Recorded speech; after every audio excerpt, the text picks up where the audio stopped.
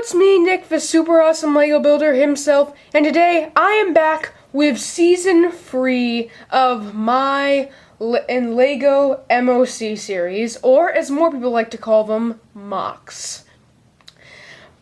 And if you're one of my subscribers, I thank you for not desubscribing and being this patient to wait that entire school semester when I could not be filming because and uploading because I had schoolwork and stuff.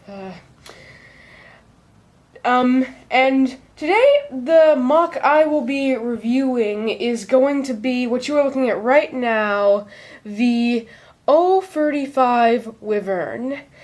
And when I chose this model, I chose it because I wanted to start this channel, or a new season on this channel off with a bang. And by bang I mean this is probably the best Lego model I have created in this past semester, so I wanted to start it off with what I know is my personal favorite of all the MOCs I built up last year.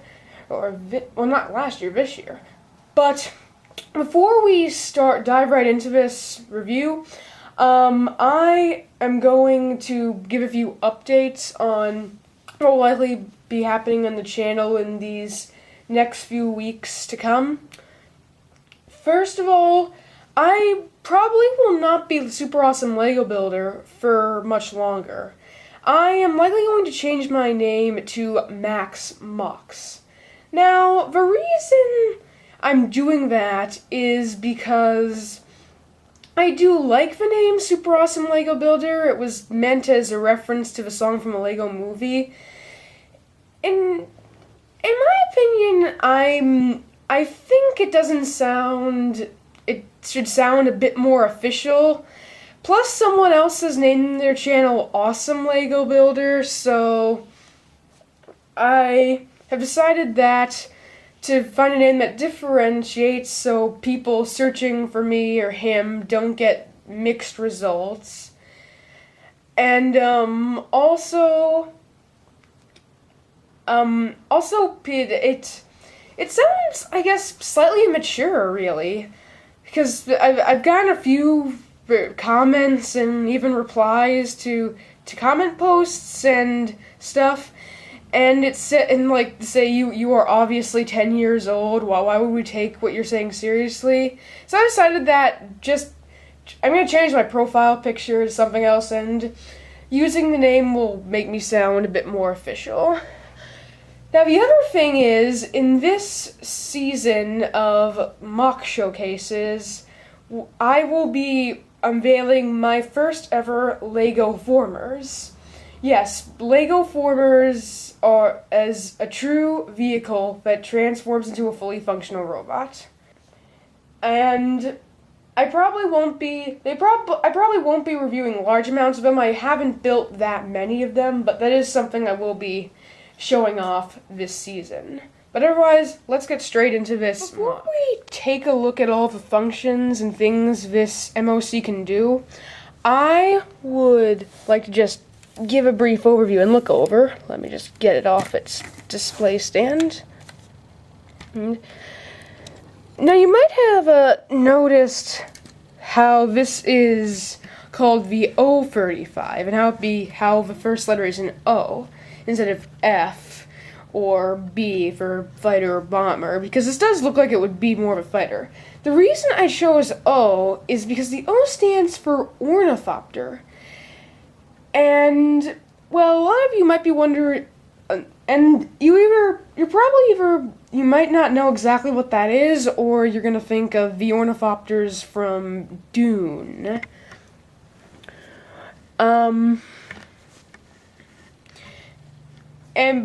And a lot of people only know the ornithopters as the ornithopters from Dune, but as a matter of fact, in the dictionary definition of ornithopter is any sort of aircraft that generates lift from wings that flap. And, well, I'm not sure I imagine this vehicle having wings that fully flap. I think that it would have flapping wings that generate lift. So you see that if you look back here, that when I built this, I just tried to get in as much posability, make it semi-greebly in LEGO terms, and just try to get as many posability and angle as possible.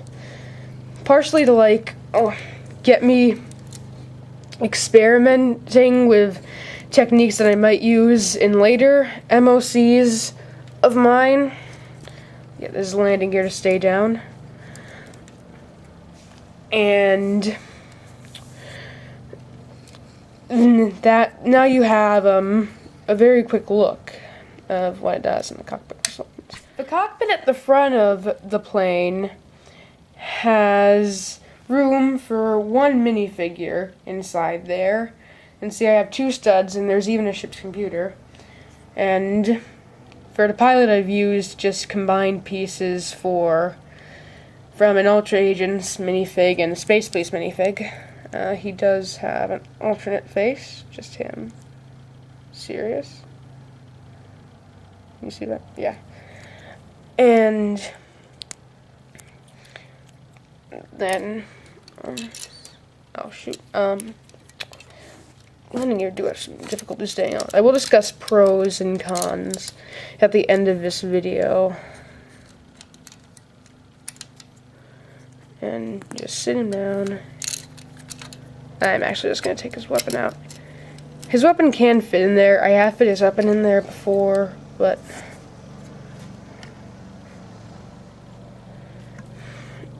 it's difficult, and it just helps to get him in first.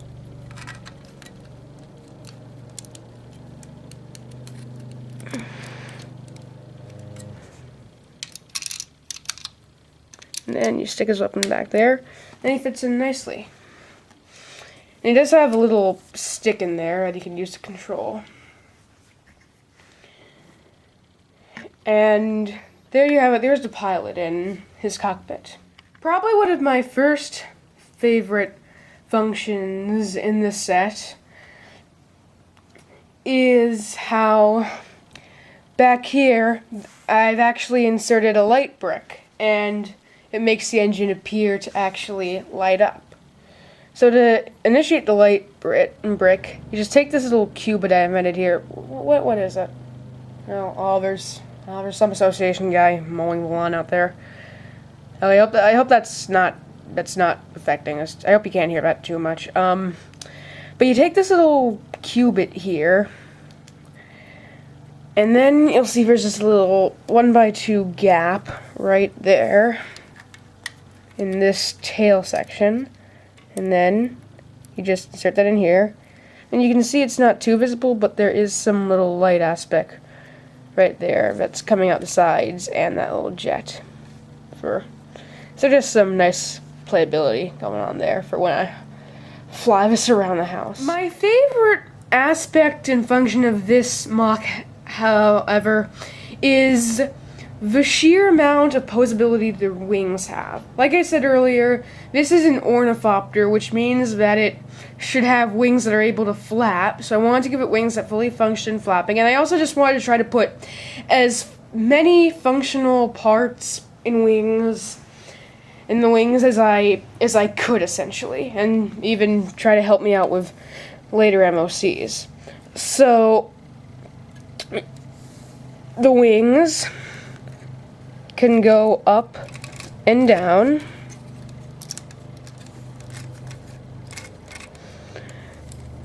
The wing tips can also go up and down.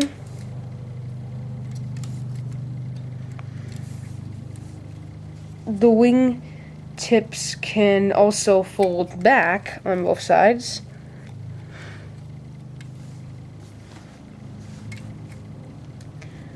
Like so. But it doesn't stop there. If we come back here, the tail section is also angleable, or angleable, if that's the wrong word. And these little tail feathers, which I used from Ninjago piece, so it has some cool mechanical stickers on them, can raise and lower themselves. But it doesn't stop there, because if that's not enough, the ailerons on these wings also work. And the flaps, or just general flaps on this side, raised up like that, presumably for takeoff on landing, similarly to how a real airplane would. So how exactly does this ornithopter fly? Well, right now, this is it in landing mode. This is how it would look if it was parked at an Air Force base or on board an aircraft carrier. Its wings and its fins are all have all been folded back into this area over here. And basically this is when it's ready for takeoff. Now, having a bird-like flight, and even a bird-like design, despite being named after a dragon, it takes off. It can basically take off right where its spot is, which is why it doesn't have wheels down here for landing gear. It just has these little sticks I just came up with, which I'm not sure I like that design. I'm not sure how much I really like that design. Maybe it would hurt if I did give it some wheels just so it could taxi around. But you can use your imagination for that. Maybe they ship it around on some sort of special pad when they're transporting it from just multiple landing sites. But what it would do is all of its wings and stuff would unfold, and hopefully it can keep the landing gear down. The landing gear is a little flimsy, that's why I made the support system for it. So all the stuff would fold down like that. Ah, crud. Let me put that on really quickly. And all the wings and stuff would unfold. The tail would unfold. Yeah, you get the idea. Everything basically unfolds. Just put these down. And then, if you look right here across this section, there are several jet turbine elements. Even though they are covered up. But you can tell that that is the piece Lego usually uses when they make a jet engine or something similar. But basically, what happens is air is sucked in through these intakes in the side and gets sucked through the engine, which is probably like a ramjet engine, something very powerful. And while some of it does get blown out through this back engine here, ignited with gasoline and all that other good stuff, and stuff that jet engines do, a lot of it will work like a turboprop propeller, which connects to these two very mech-like wing structures. And this is like a far distant future aircraft, probably when a bunch of military mechs are being used in the army. So that allows these wings to fly, and then it can lift off. And these, I guess, flip up to divert the air under. And it can lift off like so. These will retract, and if I pull this out a little bit, you can see now it will be ready for flight mode. And just twist the tail back.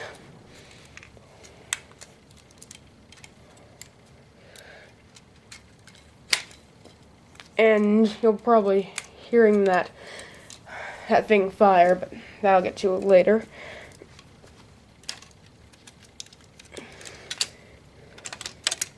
crud. And you'll notice that these sides are very flimsy, and that is because each of these are only held on by 2 studs.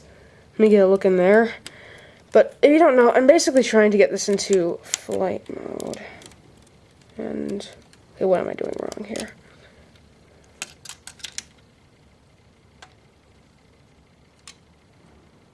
Oh, that's what, okay. I'm sorry, I didn't mean this to be breaking, but that is the one thing I don't like about this, that has some very fragile areas. But here you go, and this is basically its takeoff mode. But as the model continues to fly, or as the aircraft continues to fly, as I should be saying, it will straighten the wings out. It will flip up the landing gear. It seems to really hate me on camera. And then the wings will straighten out. And then the wingtips will fold themselves back and sort of down at this angle. And the tail will also straighten itself out.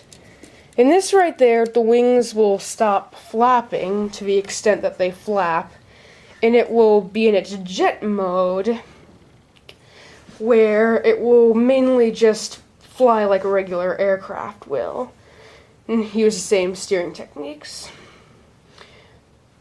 And one of the interesting things about this is that if you look here where it's flying straight, you'll notice that the cockpit faces very far down, and that makes sense.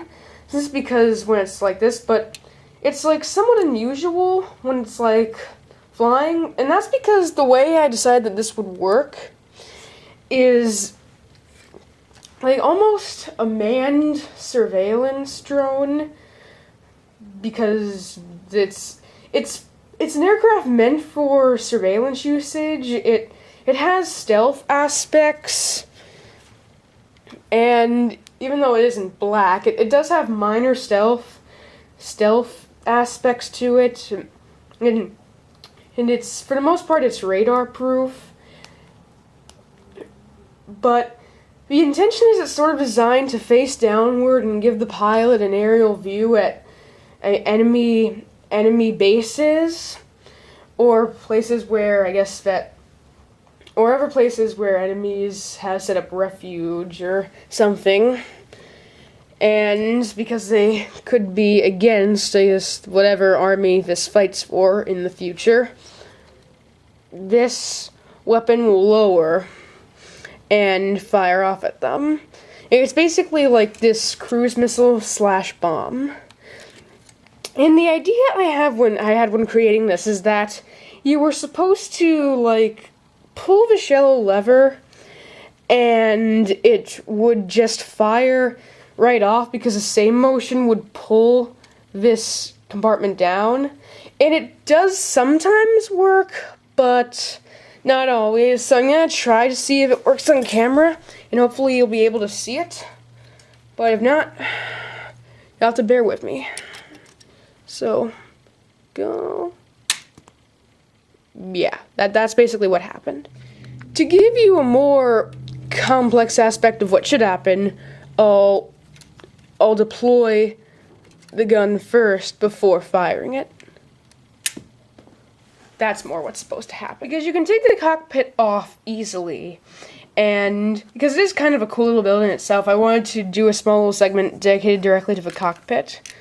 It's held on by 2 clips and 2 bar pieces to the frame, which is how I was able to get it to angle down in such an unusual but sturdy way. I've already overviewed how it holds one minifig here in there. The top canopy, windshield canopy, cannot open all the way, unfortunately, because these 2 little panel pieces, or not panel pieces, I don't know, what would you call these? Well, these little side pieces right here, these are in the way, so, but you can take them off pretty easily, and then you can just open this up the rest of the way. See? And you can see, if you look right here, I actually cheated slightly. There I couldn't find another one of this piece right here, so on the other side, I just used 2 stud-topped peg pieces. There are also some nose thruster detail on the back of these, and it's not really picking up well, but you can see there's some red right there. And you'll notice that I did have some difficulty designing the front because I wasn't sure what to quite go for. I wanted to make it look like sleek but powerful, and the way I use this piece in reverse, where it like has like the lower view and looks like you can like look down and stuff, along with these grill pieces up front, while still using a lot of tiles and smooth side pieces, I think I did accomplish that pretty well. So, and before I reattach this, I just wanted to show what's inside. You'll see, oh, sorry, you can't see that. You'll see there's a blue piece in the background, and that's supposed to be the ship's onboard computer.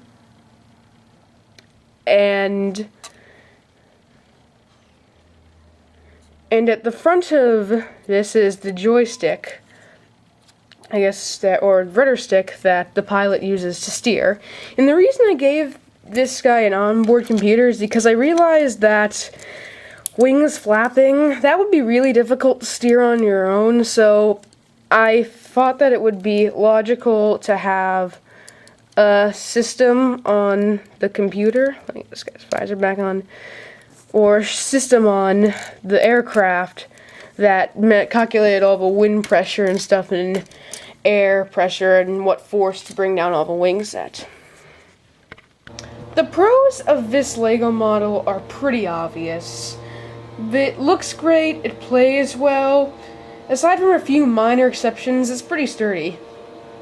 And I like it as it could appeal to a person like myself who likes to play around with my Lego sets, or it could appeal to someone who just likes to display their Lego sets on a shelf or something. I've been doing that with this. I have a table downstairs that I put it on sometimes, just have it next to the Temple of Jitsu, I believe. Also, it has great functionality. I love all of the details back here, or with all the moving flaps and elevators, or not elevators, ailerons. I guess these would be the elevators, but I just call it a tail fin because. But you get what I'm saying. I love all the posability, and I do think the display stand's nice. I just cooked that up very quickly. I did used to have like a slip of paper that had some info about it on here. Wasn't much. And as for that, I pretty much think that's about the best it can get with posability, playability, and displayability. The cons about this are very few, but some of the few are somewhat prominent. That's, for the most part, the cons are these these 2 front flaps, and even these 2 black back little flaps or plates, I guess, that are sort of doubling as the air intakes and just the top half of the aircraft. These are only held on by 2 studs, held on by a clip onto this little bar chair back piece. And that makes them sturdy, and the worst part about that is that if it's not held on tight enough, if you flip this up, sometimes trying to flip that off, it can come right off. The, part of this tail section is also somewhat flimsy, and sometimes it can, the little box that you stick in there to turn on the light brick doesn't always work the best. And also, the cannon area, it works, but I wish it worked better. In the end, this is a really great MOC, and I think it might be one of my favorite MOCs. I think it even puts that LEGO Alien Defense Unit helicopter I built last year, and it gives it almost a run for its money. Because this one does have a bit more detailing on it that I do like over this one. In fact, I'm enjoying this one so much, I'm even considering putting it up for as an idea on LEGO Ideas to try and give it a chance to become an actual LEGO set. Now, I know the chances of it being approved and getting 10,000 votes are low, but I want to give it a try. So, if you think that it should get put up on LEGO Ideas, you tell me if I should do that in the comments. And if I get enough comments saying that I should, I will put it up on LEGO Ideas, or if I just decide to. Anyway, that is pretty much all for this video. Like, comment, subscribe. Thank you for watching, and I will see you in the next video. Goodbye.